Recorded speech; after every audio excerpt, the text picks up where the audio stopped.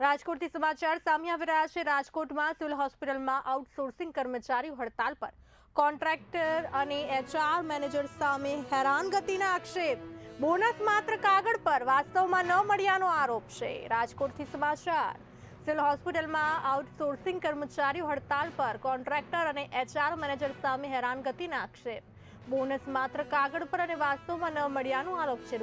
₹500ના memo આપવાની ફરિયાદે ઉગ્ર બન્યો છે આ મુદ્દો। લીડરનો હોદ્દો મળ્યો છે, પણ એચઆર મેનેજર એવું કહે છે કે જોશનાબેન કોઈ અધિકારી નથી, તો તમે એની વાતો સાંભળો। પણ કાલે લેબલ દિવસ હતો, જે સ્પેશિયલ કર્મચારી ન જ હતો, તો અમે કાલે રજૂઆત કરી। આઈ થિંક 6 મહિના પહેલાં રજૂઆત કરી કે અમને બોનસ તમે 1000 રૂપિયા લખો છો, આપતા નથી, તો અમને બોનસ દિવાળીમાં દેવું। તો કોઈ વસ્તુનો અમને જવાબ કંપની કે એચઆર મેનેજર ભાવનાબેન નથી દેતા। અને કોઈ કર્મચારીનો વાક ન હોય તો એચઆર મેનેજર ભાવનાબેન હાલતા બધાને 500 રૂપિયાનો મેમો આપે છે અને 500 રૂપિયા પગારમાંથી કાપવામાં આવે છે।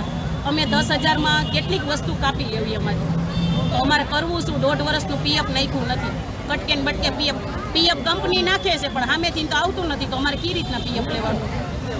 એટલે અમે તો અમારી માંગ પૂરી કરે, બાકી અમે કર્મચારી તો સિવિલની સેવા કરવા આવ્યા છીએ, તો સેવા તો કરવાના જ છીએ। જય હિન્દ, જય ભારત।